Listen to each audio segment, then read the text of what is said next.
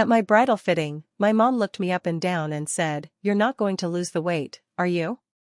My aunt added, "Well, thank God it's not a tight dress." I laughed so I wouldn't cry. That night, I canceled the dress order. I never wore the gown. My husband didn't know why. 2 years later, I opened a box from our move and found it, still preserved. Still too small.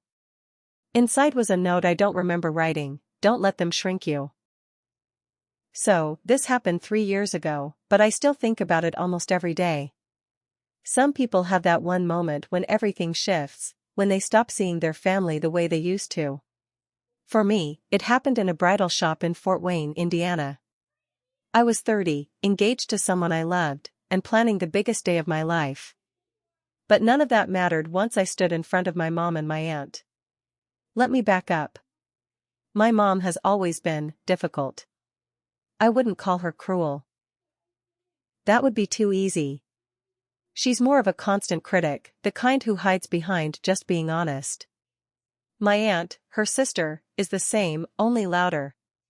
They never said I was ugly. They just made sure I knew I wasn't there yet. Not thin enough. Not polished enough. Not like my cousin, who was a size 4 and got married in a $6,000 designer gown. Jake proposed on a hike in Brown County. It was perfect. Just us, trees turning gold, no one watching. I thought that was the moment I'd remember forever. I was wrong. We booked a spring wedding. I started dress shopping early because I wanted time to lose some weight. That's what I told myself. But the truth was, I was hoping that if I found the right dress, I'd finally feel beautiful, like I finally fit. I invited my mom and Aunt Pam to one of the fittings. I shouldn't have, but I did. They're family. That's what you're supposed to do, right? We walked into this boutique off the highway. Small place, run by a woman named Kelly who had owned it for 20 years. She was kind. She called me sweetheart and handed me dresses that didn't make me feel ashamed. I tried on 3. Then I stepped into the one. Ivory, lace, a little off the shoulder. It hugged me, but not too tight. It made me feel like maybe I could do this. I stepped onto the platform. Kelly was behind me, zipping me up. I looked in the mirror. I felt okay. Then my mom said it. "You're not going to lose the weight, are you?" She didn't say it mean. That's the worst part. It was casual. Like commenting on the weather. I stood there frozen. Pam smirked and said, "Well, thank God it's not a tight dress." They laughed. Just a little. I laughed too. Because what else was I going to do? Cry in front of Kelly? I turned and looked in the mirror again. Same dress. But it didn't feel the same. It felt tight. Wrong. I couldn't breathe right. I mumbled something about needing to walk more, cut out sugar, the usual lies. My mom said, "Well, there's still time. But don't wait too long." We left shortly after. I told Kelly I'd think about it. I went home and stared at the pictures on my phone. Me in the dress. Smiling. But not smiling. That night, I emailed the store and told them not to charge my card. Said I had changed my mind. Jake asked why. I told him it was too expensive. I ordered a plain white jumpsuit online. It looked fine. I told everyone it was my modern bride moment. They believed me. Or maybe they just didn't care. The wedding was beautiful. Small, outdoors, simple. Jake cried when he saw me. I smiled so hard my cheeks hurt. But inside, I felt like something had been taken from me. Like I gave up something and couldn't get it back. 2 years later, we moved to Bloomington. New job for Jake. New apartment. I was unpacking boxes in the garage one weekend when I saw it. A large, flat box labeled with my maiden name. I opened it. It was the dress. Still sealed in tissue. Still beautiful. still small. And inside, folded under the satin bodice, was a note. On it, in my handwriting, were 5 words, "Don't let them shrink you." I stared at it for a long time. I don't remember writing it. Maybe I did it after the fitting, trying to hold on to something. I don't know. But it hit me like a punch to the chest. Something inside me woke up that day. And that's when the real story began. I took the dress out of the box. I didn't try it on. I just stared at it. Then I folded it back and put it on the top shelf of the guest room closet. Not because I was ashamed, but because I wasn't done with it yet. Jake noticed something had shifted. "You okay?" he asked me that night. "Yeah," I lied. "Just tired from unpacking." But I wasn't tired. I was angry. And not just at them, at myself too. For letting their words stick to me. For letting them write the script for my wedding day. For believing, even for a second, that I wasn't enough. I started seeing a therapist after that. I told her everything. About my mom, my aunt, the dress. She didn't give me a magic fix. But she said something that stayed with me. "You've been living small so they'd be comfortable." That sentence lived in my head for weeks. Around that time, my cousin, Aunt Pam's daughter, announced her engagement. Her wedding would be in the fall. Big venue. Big guest list. My mom couldn't shut up about it. "You should see the dress she picked. Just stunning. It's like a movie star gown."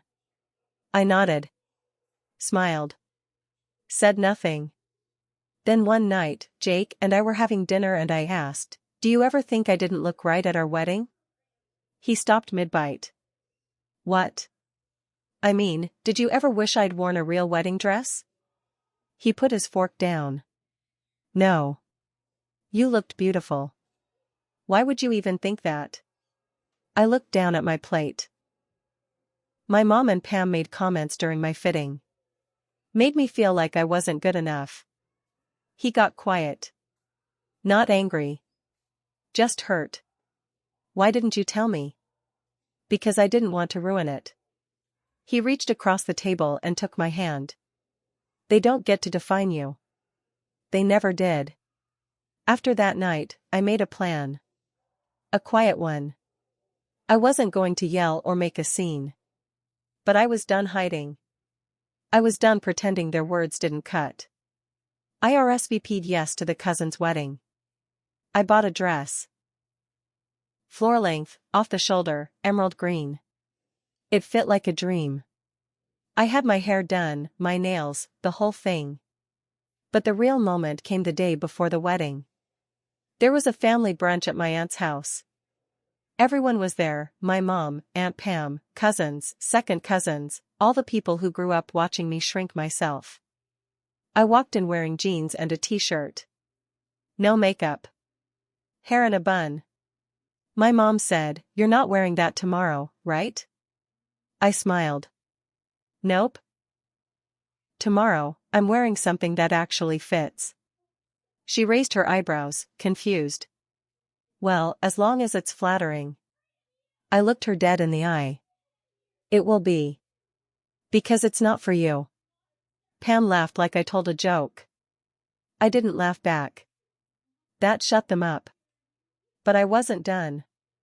I had one more thing planned. And it involved that wedding dress. The one they said I was too big for. The one I never got to wear. The day after the wedding, we were all invited to a morning after breakfast at a small event hall my cousin's in-laws had rented out. Everyone was hungover, tired, still dressed up enough to pretend we weren't. I wore the emerald green dress again, because I wanted them to see me in it one more time. But I had something else in the car. After the meal, people mingled and took photos. I saw my mom and Pam near the buffet, laughing with 2 other women. They hadn't said much to me since the brunch. Just the usual fake polite stuff. I walked outside, got the white box from the back seat of our car, and came back in carrying it like it was nothing. Jake saw me and raised his eyebrows. I just nodded. He didn't ask. He knew. I placed the box on a table near the entrance. Opened it. Took the dress out and laid it carefully across the top, the bodice and sleeves spread out, the skirt cascading over the edge. I didn't say a word. People noticed. They walked over, curious. Someone said, "Wow, is that yours?" "Yes," I said. "It's the dress I bought for my wedding. Never wore it." Pam heard that. She came over fast. "Why not?" I looked her right in the eye. "Because of what you said during the fitting. About how it was a good thing it wasn't tight." She blinked. "I was just joking." "I know," I said. "You always are." Then my mom walked up. Her face changed when she saw the dress. "I thought you canceled that." "I didn't. I just never wore it." She looked at me like she was trying to solve a puzzle. "Why bring it now?" I took out the note I found inside and held it up so she could read it. "Don't let them shrink you." She stared at it. "This is your handwriting?" "Apparently," I said. I guess I needed to remind myself. Then I looked around and raised my voice just a bit, enough for the nearby tables to hear. "This dress fit me when I bought it. It still fits. I didn't wear it because I was told I wouldn't be small enough. But I was. And I am. I just didn't believe it back then." There was silence. Real silence. The kind that makes your ears ring. Someone clapped. I don't even know who. Then someone else did. It wasn't loud. It wasn't a big dramatic scene. But it was enough. I folded the dress back into the box, shut the lid, and picked it up. My mom said, "Why are you showing everyone this now?" And I said, "Because I'm done letting your voice be louder than mine." Then I walked out. But that wasn't the end. Something happened after that moment that I didn't expect, something that brought out more truth than I was ready for. 2 days later, I got a call from my cousin, the one who just got married. She asked if I had a minute to talk. "Sure," I said, not really knowing what she wanted. She hesitated, then said, "I wanted to thank you for what you did at the breakfast." I was stunned. "Thank me?" "Yeah," she said. I didn't say anything there, because, chaos, but my mom's been doing that to me too. Always comments about how I look. Even about the dress I picked. She told me my arms were too soft to wear sleeveless. I cried in the car the day I picked it up. That hit me hard. I'd always thought my cousin was the golden one. The favorite. The perfect one. I never realized she'd been carrying her own weight, in a different way. "She would have never said anything if you hadn't," she said. We talked for almost an hour. Shared stories.